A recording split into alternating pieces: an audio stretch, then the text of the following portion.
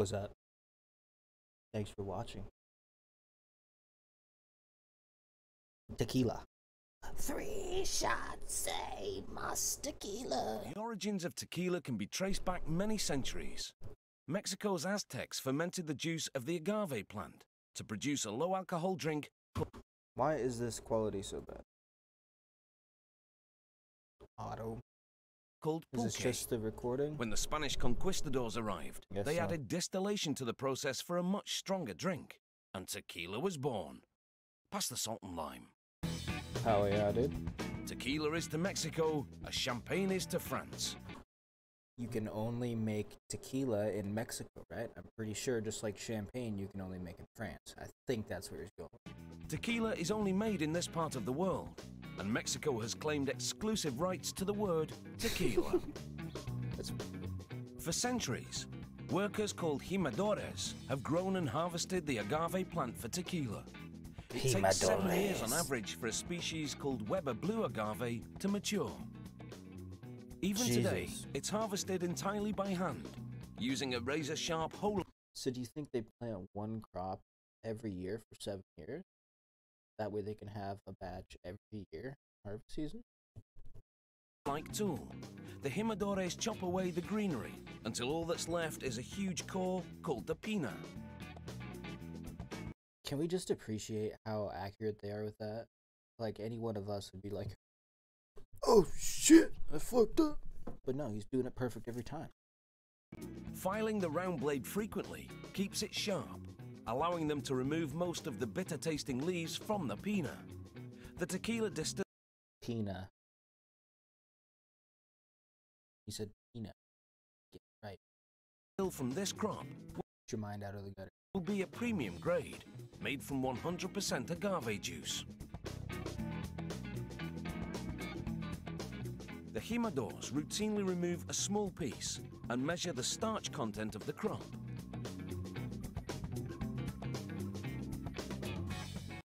What in the cinnamon toast fuck was that? Content of the crop. Is it like a kaleidoscope? What is that even called? I gotta look at it.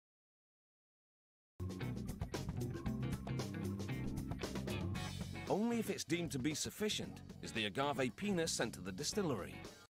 Pina. Workers wield special hatchets to carve the huge pinas into quarters to make them more manageable for baking. It sounds like he's saying penis. I'm giving up at this point. They transfer the chopped pina to a brick oven, where it's steam-baked for 79 hours. This thorough cooking converts the agave starch to sugar.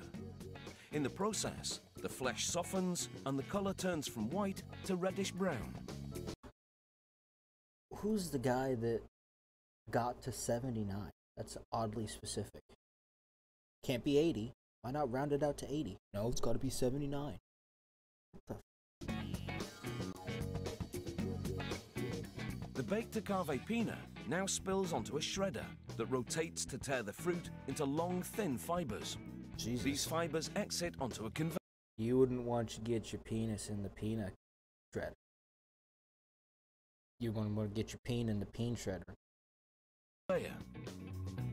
The shredded pina lands in a pit, where a worker forks it up and moves it into the path of a huge stone wheel called a tahona.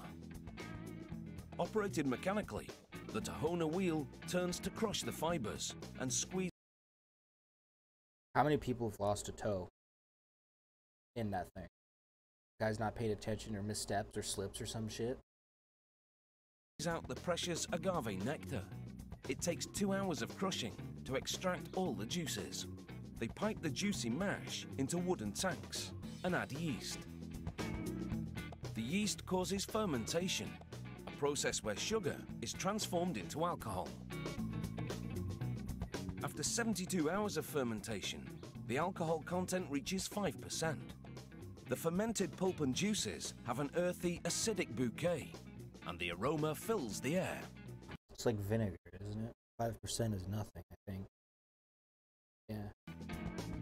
They transfer the fermented mash to small copper stills. Inside the stills, the alcohol is boiled off and the vapor condensed into a more potent liquid. This is called distillation. After 2 distillation cycles, they have tequila. A technician measures the alcohol content, and it's 55%. After straining out the pulp, they transfer the tequila to steel tanks. They add purified well water to dilute the alcohol content and bring it down to 40%. The tequila is now ready to drink, so it's over to the bottling line. With the bottles upside down on a revolving they were putting tequila in, and I was like, what are you doing? Carousel, they spray the inside with tequila for a quick rinse. I thought it was water. Why are you wasting it? The grippers flip them right side up so they can be filled. This automated system maintains a precise filling level. An employee corks the bottles and then sends them down the line.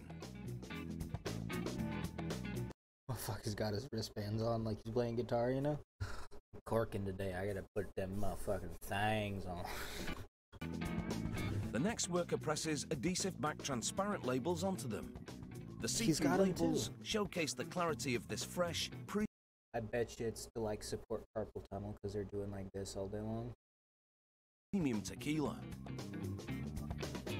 For a drink with a little more complexity, they aged the tequila in oak casks for 2 months or more, depending on the grade. During aging, the tequila takes on a woody flavor and turns a warm shade of amber. The master distiller personally approves every batch. He checks the color, inhales the aroma, and puts his observations down on paper. He also takes a See how fast he goes through that? He's like, yeah, it's good. It's fine. Bam, bam, bam, bam. He also takes a little sip. No Little longer bit. just a rough swig for banditos. Tequila has gone up market and is a key ingredient in many popular cocktails. The end result is still the same though. Cheers.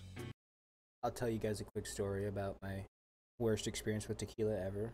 It was New Year's, and I was already pretty smashed. It was like 12 o'clock probably, and somebody brought in blue tarantula tequila, and I thought it would be a great idea to smack, down some of it, just straight. It was probably one of the worst hangovers I have ever had. Like, you're throwing up like yellow bile, and you just have the worst fucking headache, and you don't get up till like 1 o'clock the night. Oh, God, terrible. No. We've been educated.